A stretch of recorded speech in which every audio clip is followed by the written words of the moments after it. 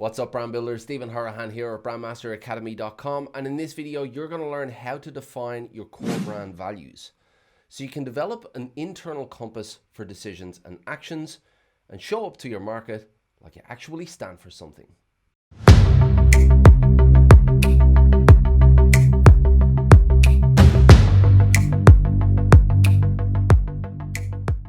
Now, if you're new to the channel and you want to build brands that go beyond the visuals using strategy, psychology, and creative thinking, then you're in the right place. Hit that subscribe button and the notification bell. If you want to fast track your results, make sure you grab the Pro Brand Strategy Blueprint. It's a free download and the link is in the description. Now, as people, we're all very different. We all come from different cultures, different backgrounds. We have different beliefs and, of course, different values and behaviors.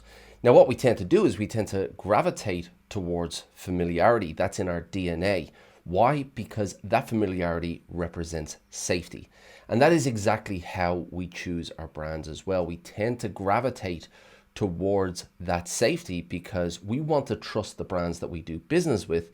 And sometimes that's all we need. So what are brand values? Well, in short, they're a set of guiding principles that guide our decisions and actions and how the brand behaves. And when a brand is clear on what their values are, then they can use that to dictate how the brand behaves. It can use that for decisions and actions. And these decisions and actions will ultimately move the brand towards the familiarity of that audience so they feel a connection with it. So why are brand values important? Well, as children, we're raised in a certain way. We're raised through the values of our parents, and those values are established over generations from their parents and their parents before them. And this all manifests in the way we behave. So how we're raised and the values that are instilled in us from our parents comes out in how we behave. Now, as people, how that comes out is through our interactions with other people. But as brands, this comes out through our interactions with our audience and the wider world. So ultimately, the brand values are there to guide those decisions and actions and dictate how the brand is going to behave. And that is ultimately what our brand wants to be known for and the reputation that it wants to establish. And this is why we develop brand values in the first place. We develop brand values to guide those decisions and actions and communication as well, so that we can show up to the market like we stand for something, like we believe in something, and we behave in a certain way. What brand values are not is they're not a collection of keywords that are drawn up and then stuck in the bottom drawer. They're not there as a piece of marketing to put on your website that don't influence any decisions and actions, because ultimately your brand wants to earn a reputation and be known for something, and you want your audience to experience something from your brand. And if you do this correctly, if you use brand values the way they should be used to guide those decisions, actions, and communications, then that is how you can make that connection, and that is how you can establish yourself and make those familiarity connections with your audience. So what are the traits of effective brand values? Well, first of all, they should be actionable. A single word is not going to drive any action. It should have some kind of action to it. You should be able to read one of those values and then be able to use that to make a decision or to communicate something with your audience. So it should be actionable. It should also be memorable. Those within the brand need to be able to remember the values, because that is how they're going to behave. And if they can't remember them, then they're not going to be able to really communicate those values into the marketplace.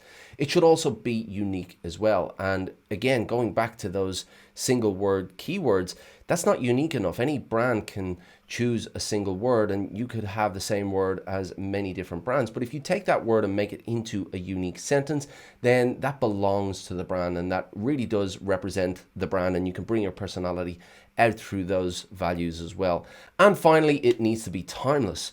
These values don't change on a whim. You're not going to change your values every month or every year or even every 10 years. You want those values to be timeless. You want what is important to your brand today and how you value your audience, how you value your brand's behaviors to be relevant in 10 or 20 years time. So really think long term about your brand and about how you want your brand to behave long term before you define your values. Now, an example of brand values that I love is Zappos. Now, Zappos have built a reputation for outstanding customer service, and you can see this within their brand values. They have taken the time to carefully consider their brand values, and they have 10 brand values. So this just goes to show that it's not about just having 3 short brand values. If you know what you want to stand for, if you know the reputation that you want to build, then it's entirely up to you and your brand leadership team to decide what brand values you're going to have. Now, this brand has instilled these values into the fabric of the brand, and this starts from the very beginning. When they are interviewing people to come on board at Zappos, they make sure that the values of the person and the future employee aligns with the values of the brand, so it is communicated through the front lines of the brand. So this is a great example of brand values and how they're used correctly.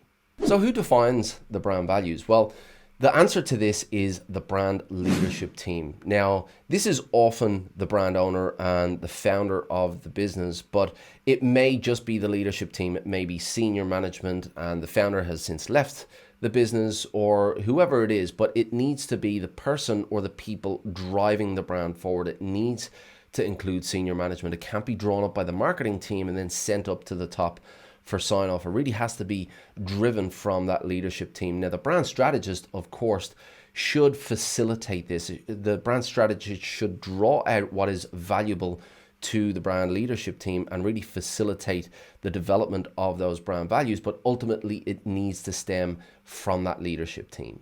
So how do you define your brand core values? Well, I'm going to give you a 5-step process right now so you can do exactly that.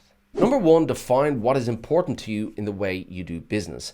Now, although I said before that single word keywords are not acceptable really for brand values, that is a great place to start. So start by defining what is important to you in the way you do business by grabbing those single word keywords and using those, which you can expand on later on. Now, again, going back to what I said before, this really does need to stem from the leadership team, and the leadership team should be involved throughout.